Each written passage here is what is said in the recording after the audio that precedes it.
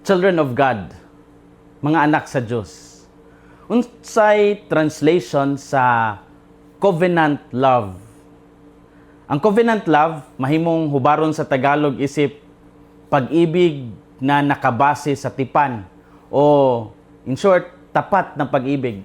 Sa Cebuano, kini mahimong hubaron sa matinud-anong gugma o tunhay nga gugma. Apan, unsa man gyud ang covenant love? Usa kini kamatang sa gugma nga dili mausab bisan pa sa kalisod, sa pagluib o kasakit. Kini nga gugma dili sama sa ordinaryo gani nga pagbati nga usahay mawala kung masakitan ta o saputon ang usa ka tawo. Ang covenant love mao ang gugma nga matinud-anon og andam mo pabilin bisan pa sa mga pagsulay.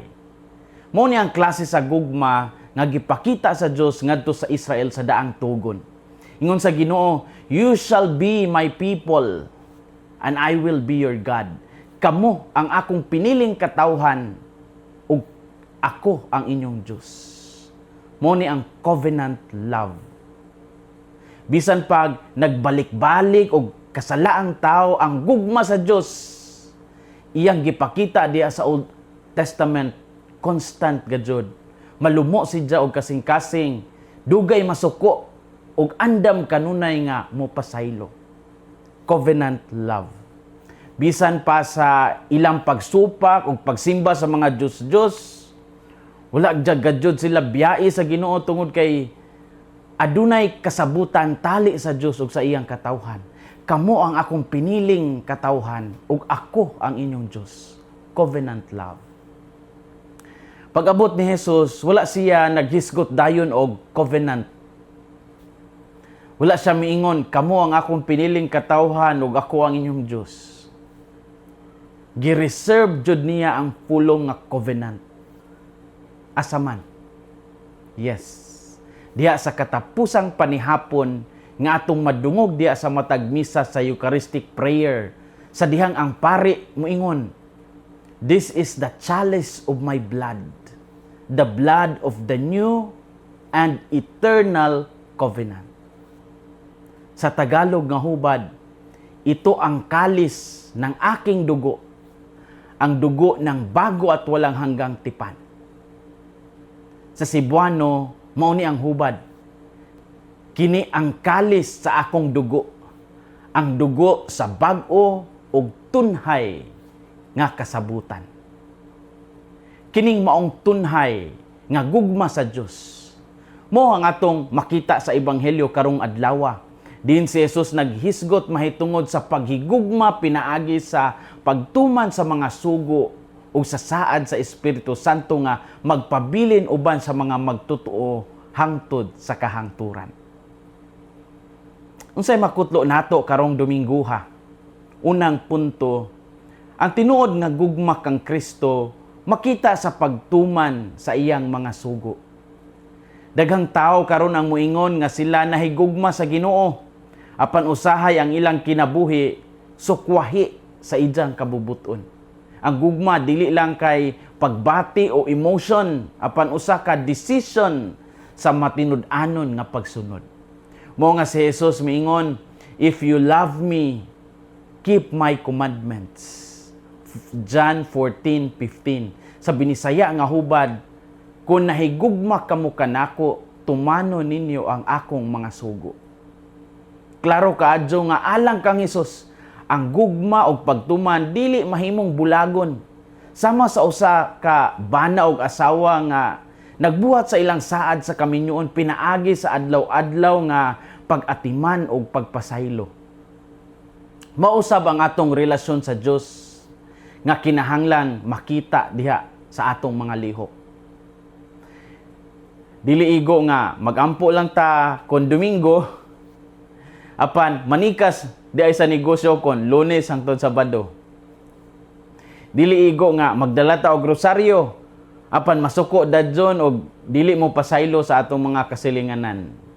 Ang covenant love sa Dios, ang tunhay nga gugma sa Dios, nagtudlo nato nga ang gugma adunay kauban nga kamatinud-anon og responsibilidad. Mao kana ang gugma nga gipangayo ni Hesus gikan kanato. Bitaw usahay lisod kaayo ang pagtuman sa mga sugo sa Ginoo tungod kay ang kalibutan karon daghan kayong mga tentasyon ug mga gihimo nga mga pagpanglimbong. Daghang kabataan karon ang nagtuo nga ang kalipay makita sa bisyo og walay limitasyon nga kanang kagawasan o kanang gitawag natong only freedom. Apan sa tinuod lang ang kinabuhi nga walay Dios mo'y hinungdan sa kagubot sa sulod sa kasing-kasing. Mao nga ang pagtuman sa sugo sa Ginoo dili pagpugong sa atong kalipay kundi paggiya ngadto sa tinuod nga kalinaw. Ang ginikanan nga mubadlong sa anak dili kaaway kundi tao nga tinuod nga nahigugma. Mausab ang Dios nga usahay mutugot og pagsulay aron kita matulid. Ang iyang mga sugo dili kadina nga magkupot nato kundi proteksyon alang sa atong kalag. Kung ato ning masabtan, atong makita nga ang gugma sa Dios dili mapintas kundi puno sa grasya. Ang ebanghelyo nagpahinumdom usab nga ang pagtuman sa mga sugo dili mahimo pinaagi lang sa atong kusog. Daghang tao ang nakasinati nga sila maningkamot nga magbag-o.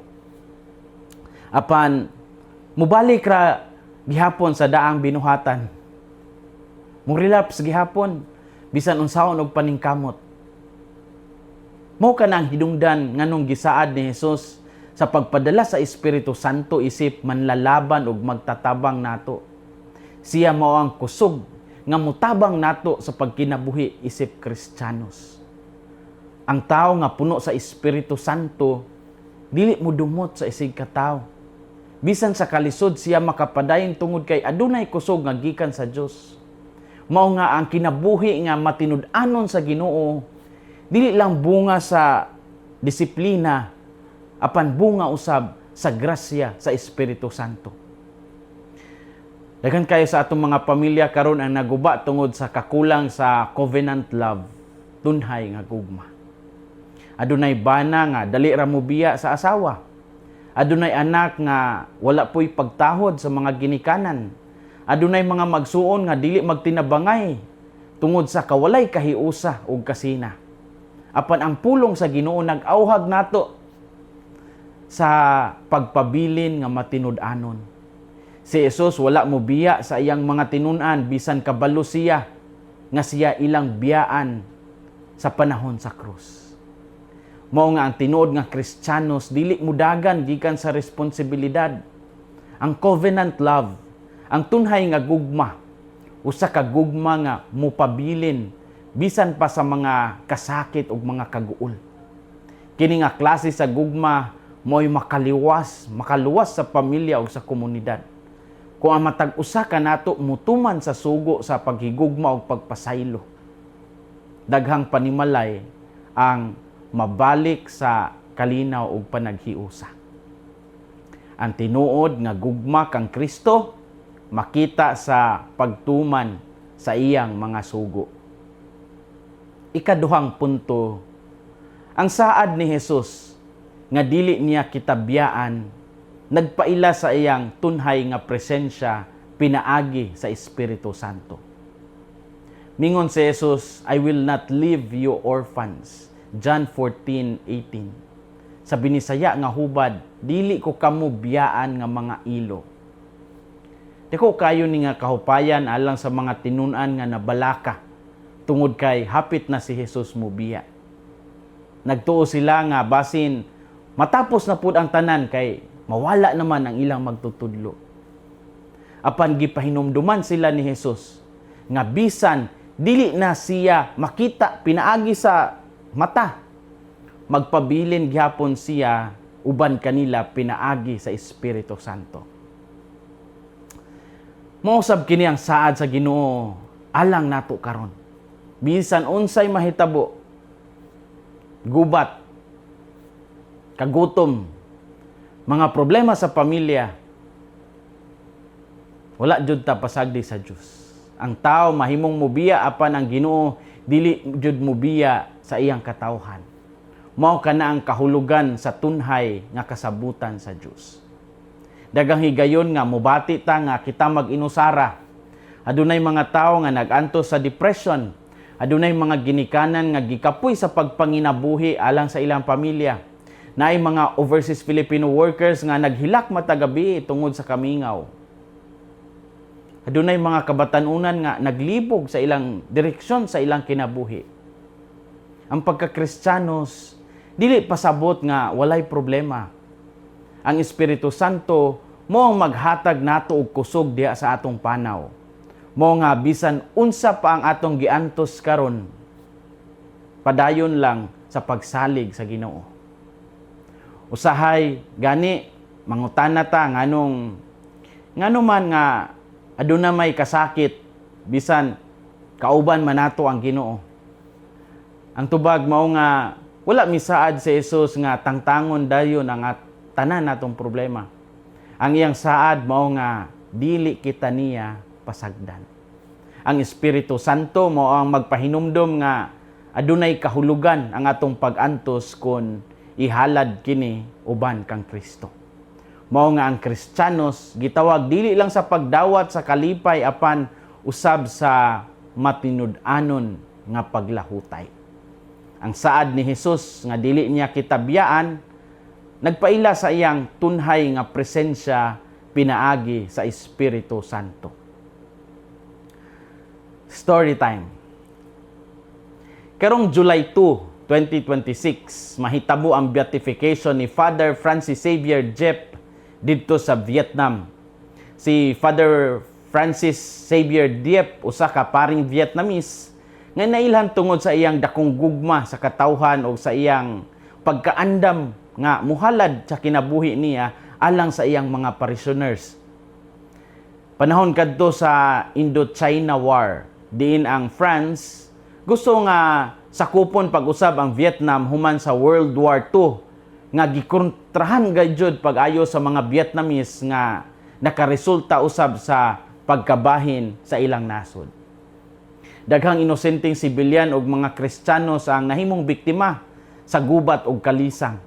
Si Father Francis Xavier Diep wala mo biya sa iyang mga parishioners bisan delikado na kayo ang sitwasyon. Sa dihang adunay mga tawo nga hulgaon o patyon, nagpabilin siya uban kanila isip maayong magbalantay. Sa tuig 1946, siya gipatay tungod sa iyang pagpanalipod sa iyang mga parishioners ug sa iyang pagtuo kang Kristo. Hangtod karon, daghang deboto sa Vietnam ug lain-laing nasod ang nagaadto sa iyang lubnganan aron mangayo og panabang og milagro. Ang mahimong presider sa iyang beatification mao si Cardinal Luis Antonio Tagle nga usa-usab ka iladong leader sa simbahang Katoliko sa Asia.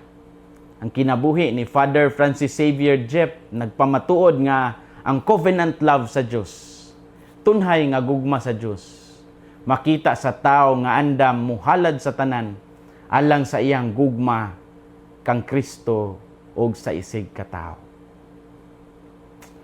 Children of God, mga anak sa Dios, ang ebanghelyo karong adlaw nag-awhag nato sa pagkinabuhi sa tinuod nga gugma ngadto sa Ginoo.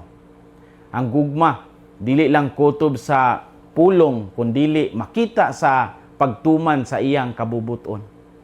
Ang covenant love sa Dios, ang tunhay nga gugma sa Dios, nagpabilin bisan kita usahay maluya o makasala. Apan hinumduman nato nga ang Espiritu Santo padayon nga naggiya og naglig-on sa atong kinabuhi matag adlaw. Busa padayon ta sa panaw nga may kaisog kay sayod ta. Wala ta biyae sa Ginoo. Hinaot nga ang kasing-kasing ni Kristo maghari sa atong mga kasing-kasing. Kini si Father Felmar Castrodes, Fiel SVD, ang inyong magsisibya sa maayong balita. Gikan dinhi sa Radio Veritas Asia. Hinumdumi ang kinabuhing Kristiyano, kinabuhi sa pagserbisyo.